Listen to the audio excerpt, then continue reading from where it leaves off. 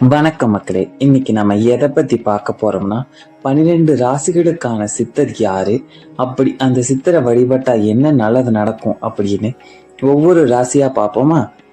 ராசி சக்கரத்துல முதல்ல இருக்கிற ராசி மேஷம். இன்னைக்கு பதிவுல மேஷத்துக்கு உண்டான சித்தர் யாரு அப்படிங்கறத பத்தி பார்க்க போறோம். வாங்க பதிவுக்குள்ள போலாம். ஒரு மனுஷன் பூமியில பிறக்கும் போது அவன் எந்த நட்சத்திரத்துல பிறக்கிறான், அது எந்த ராசியில இருக்குங்கிறத வச்சுதான் அவனுடைய விதி, குணநலன், உடல் பாகு, செயல், எதிர்காலம் அப்படின்னு எல்லாத்தையுமே கணக்கிட முடியும். இப்ப இருக்க காலகட்டத்துல மனுஷனுக்கு வர பிரச்சனையில இருந்து எப்படி தப்பிக்கிறதுனே தெரியாம ஒண்ணு கோயிலுக்கு போறான், இல்ல பரிகாரம் பண்றான். இது எல்லாமே செஞ்சும் எந்த ஒரு நல்லதுமே நடக்கல அப்படின்னு நினைக்கிறவங்களா நீங்க? உங்களோட பிரச்சனையிலிருந்து சுலபமா வெளியே வரக்கூடிய ஒரே முறை சித்தர்கள் வழிபாடு மட்டும்தான். அத எப்படி பண்ணணும் அப்படிங்கறத பத்தி தான் இப்ப நம்ம தெளிவா சொல்ல போறோம். எத்தனையோ சித்தர்கள் இருந்து நம்ம ராசிக்கான சித்தரை நம்ம வழிபாடு செய்யும் போது மட்டும்தான் அதுக்கான முழு பலனும் நமக்கு கிடைக்கும். நம்மளும் சந்தோஷமான ஒரு வாழ்க்கையை வாழ முடியும். சரி, இன்னைக்கு நம்ம முதல்ல பார்க்க போற ராசி மேஷ ராசி. மேஷ ராசியில மொத்தம் 3 நட்சத்திரங்கள் இருக்கு. அஸ்வினி, பரணி, கார்த்திகை. ஒரு நட்சத்திரத்துக்கும் ராசியின் அடிப்படையில அதற்குண்டான சித்தரும் அவரோட மூல மந்திரத்தையும் நான் கொடுக்குறேன். முதல்ல மேஷ ராசி, அஸ்வினி நட்சத்திரம். சித்தர் போகர், அவரோட ஜீவசமாதி பழனியில இருக்கு. அவருக்குண்டான மூல மந்திரம் இப்ப ஸ்கிரீன்ல வரும்.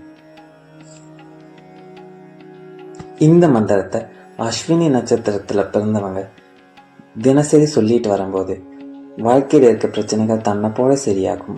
வாழ்க்கை சுமூகமா போக ஆரம்பிக்கும். 2வது மேஷ ராசி, பரணி நட்சத்திரம். இதுக்குண்டான சித்தர் கோரக்கர். அவரோட ஜீவசமாதி பரூர், பொய்கை நல்லூர், திருக்கழுக்குன்றம் அப்படிங்கிற 3 இடத்துல இருக்கு. அவரோட மூல மந்திரம் இப்ப ஸ்கிரீன்ல வரும். இந்த மந்திரத்தை பரணி நட்சத்திரத்துல பிறந்தவங்க தினசரி சொல்லிட்டு வர கோரக்கரோட அருளால எல்லா பிரச்சனைகளுமே சரியாகும். 3வது மேஷ ராசி, கார்த்திகை நட்சத்திரம். இதுக்கான சித்தரும் போகர் தான். இடம் பழனி. ஆனா மூல மந்திரம் மட்டும் மாறும். மாறின மூல மந்திரத்தை இப்ப நான் ஸ்கிரீன்ல கொடுக்குறேன். இந்த மந்திரத்தை தினசரி சொல்லிட்டு வர கார்த்திகை நட்சத்திரத்துல பிறந்தவங்களுக்கு எல்லா நன்மைகளுமே நடக்கும். இதோட 3 மூல மந்திரங்களையும் அந்த ராசியில பிறந்தவங்களுக்கான சித்தரையும் நான் சொல்லிட்டேன்.